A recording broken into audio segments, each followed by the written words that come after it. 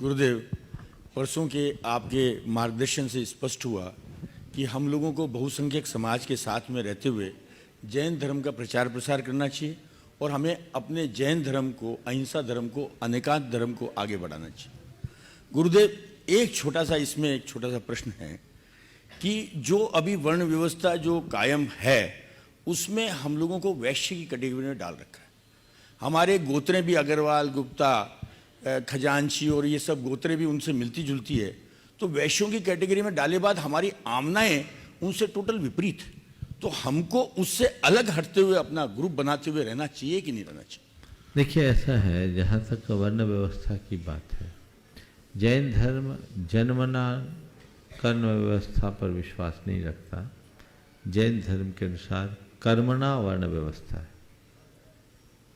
हम जन्म से नहीं, कर्म से। जैन धर्म के अनुसार जन्म से न कोई ब्राह्मण है, न कोई क्षत्रिय, न कोई वैश्य, न कोई शूद्र। जैन धर्म के अनुसार ब्राह्मण वही है जो व्रतों का पालन करे। ब्राह्मणा व्रत संस्कारा, जो व्रतों से संस्कारित है वो ब्राह्मण। जो क्षत्रिय यानी रक्षा का कार्य करे वो क्षत्रिय, और जो व्यापार व्यवसाय करे वो वैश्य, और जो शिल्प सेवा आदि के कर्म से अपनी जीविका चलाए वो शूद्र। तो आज अगर कहा जाए जैन धर्म की दृष्टि से, तो ब्राह्मण के कुल में जन्म लेकर के भी कोई यदि शिल्प शिवादि का कार्य कर रहा है तो शूद्र है, और शूद्र के कुल में जन्म लेने वाला भी यदि कोई व्रती बन गया है तो ब्राह्मण है। ये जैन धर्म कहता है। शुद्ध शूद्रोपि सोपस्कारत्वाद बपु शुद्धा तादृश जैसी उक्ति जैन धर्म है। जैन धर्म एक ऐसा धर्म है जो एक दलित को भी महान बनने का रास्ता खोलता है। जब हम भगवान महावीर के चरित्र को पढ़ते हैं तो भगवान महावीर के जीवन की शुरुआत एक जंगली भील से हुई, और एक मुनिराज का संबोधन पाकर उसने अहिंसा को आत्मसात किया और वही भील भगवान बन गया। ये जैन धर्म की विशेषता है। तो जैन धर्म के इस पक्ष को समझना चाहिए। आज के समय में एक व्यवस्था बन गई, ये बात अलग है कि बहुसंख्यक जैन वणिक वृत्ति से अपना जीवन चलाते हैं, इसलिए वो वैश्य कहलाते हैं। लेकिन आज भी जैनों में अनेक हैं। आप दक्षिण भारत में जाकर देखें, वहाँ किसान है, कुंभकार है, लोहकार है, सब तरह के कर्म करने वाले चारों वर्णों के लोग आपको जैनों में मिल जाएंगे। ऐसा नहीं है कि जैन सब वैश्य हैं, पर आज जितने जैन जनता के बीच दिखते हैं वो ज़्यादातर वैश्य दिखते हैं, पर वैश्यों में भी जो व्रती बन जाए वो ब्राह्मण है। ये जैन धर्म की विशेषता है। तो आपने पूछा कि हमें अपनी पहचान बना के रखनी चाहिए कि नहीं। बस अपनी पहचान नारों में नहीं, अपनी पहचान विचारों और आचार में होनी चाहिए। हम अपने आचार से, अपने विचार से, अपने व्यवहार से अपनी पहचान को कायम करें।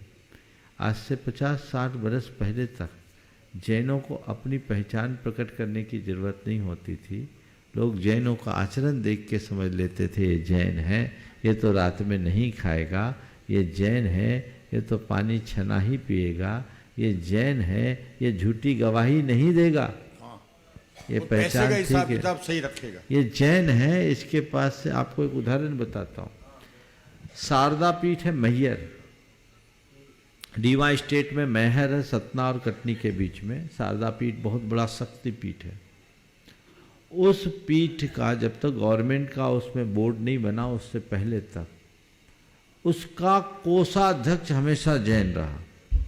वहाँ 4 परिवार है जैनों के मैहर में, और कोषाध्यक्ष जैन रहा। क्यों रहा?